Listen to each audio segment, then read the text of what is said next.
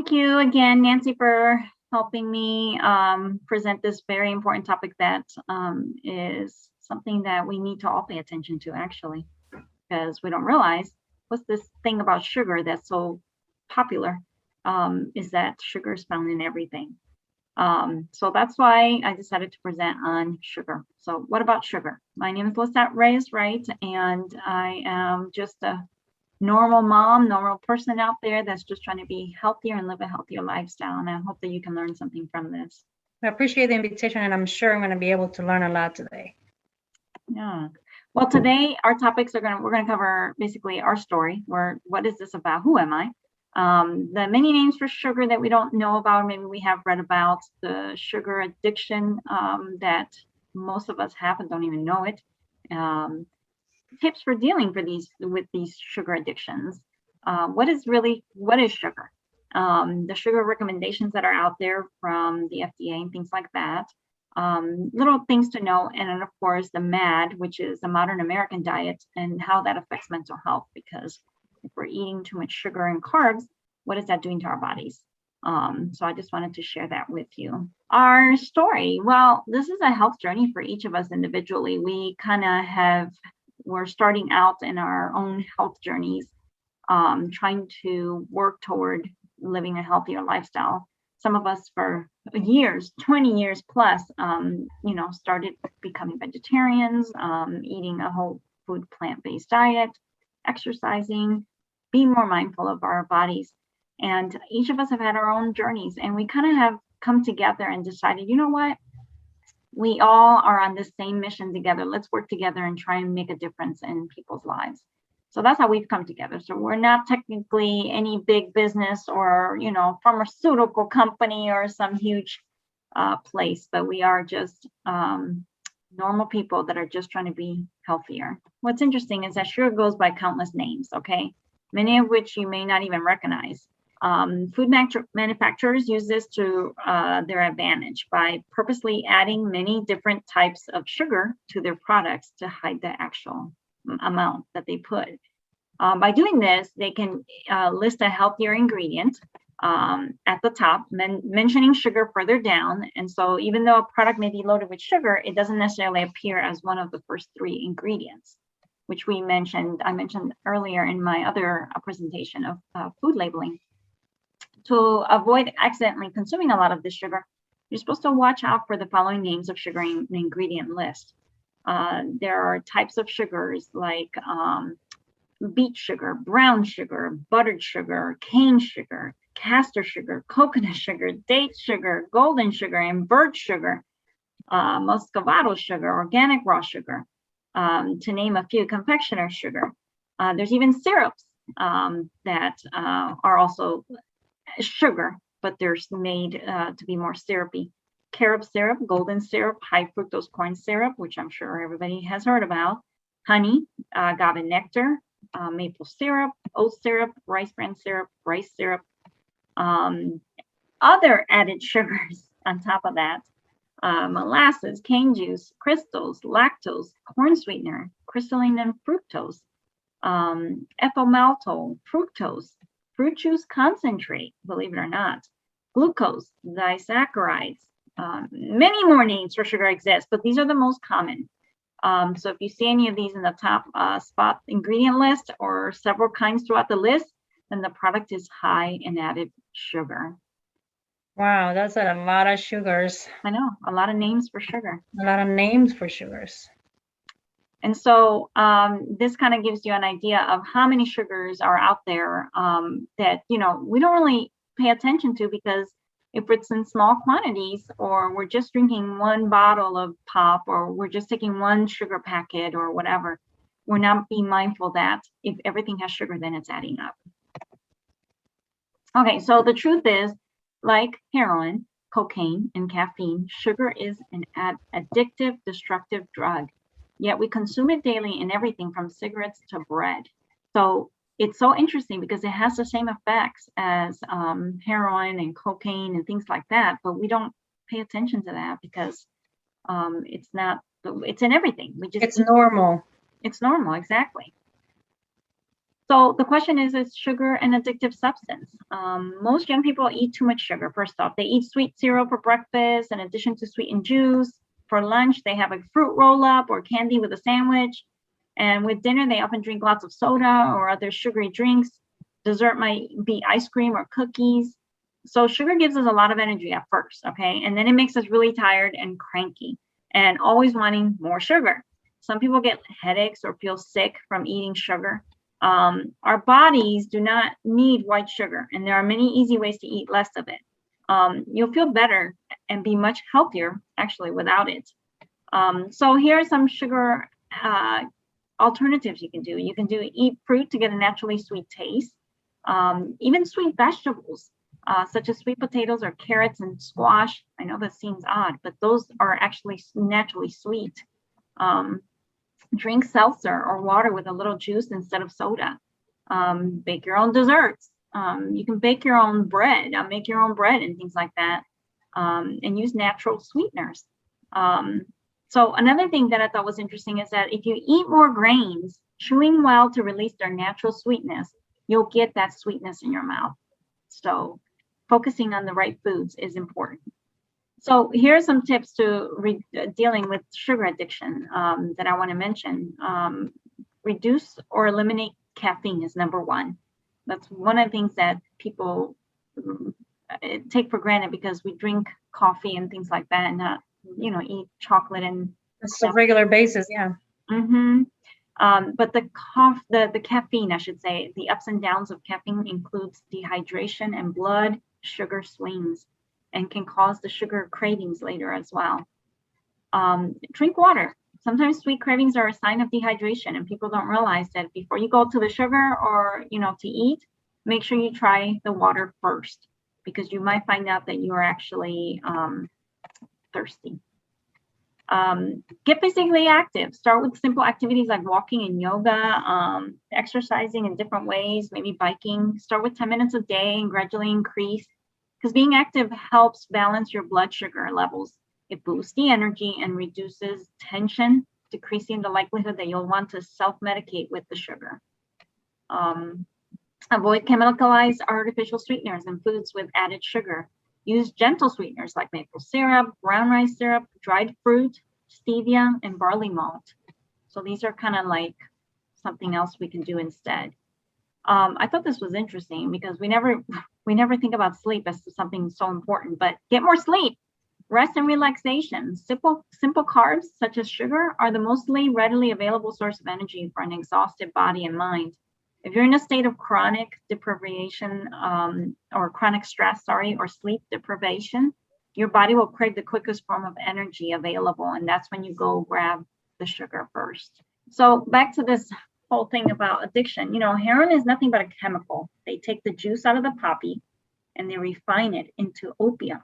And then they refine it to morphine and finally to heroin. That's how heroin is produced. So listen to this. Sugar is nothing but a chemical. They take the juice of the cane or the beet and then refine it to molasses. And then they refine it to brown sugar and finally to strange white crystals. Wow, it's the same process. It's the same process. Isn't that interesting how it's the same exact process? So I did not know that. I know. And we're all learning every day. It's an interesting thing because we don't realize it till we start reading these labels, how much sugar these food items have. So when we think about sugar, we always think of, sweet things and all that. But, carbs turn into sugar in our bodies. So what is sugar really? Today, sugar is found in many of the usual suspects like cakes and cookies and candy, but it can also be found in canned vegetables, baby food, cereals, peanut butter, bread, and tomato sauce. It is often disguised, that's what's interesting, by fancy language labeled as corn syrup, dextrose, maltose, glucose, or fructose. You notice how they all end in OSE? OSE. Even so that means it's sugar? Yes. OSE, that's what it stands for. Even some so-called healthy food contains sugar. An oatmeal raisin walnut Cliff Bar has 20 grams of sugar, or 4.8 teaspoons. How many spoons? 4.8 teaspoons. Wow. That's enough. Wow. Mm-hmm. Compare that to a jelly donut from Dunkin' Donuts, which has 15 grams of sugar or 3.8 teaspoons.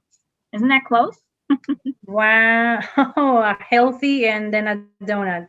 Exactly. Well, you may think your afternoon cup of coffee only has a little sugar, but a 16-ounce Starbucks like double chocolatey chip frappuccino actually contains 52 grams of sugar or 12.4 teaspoons. That's like eating 3 donuts.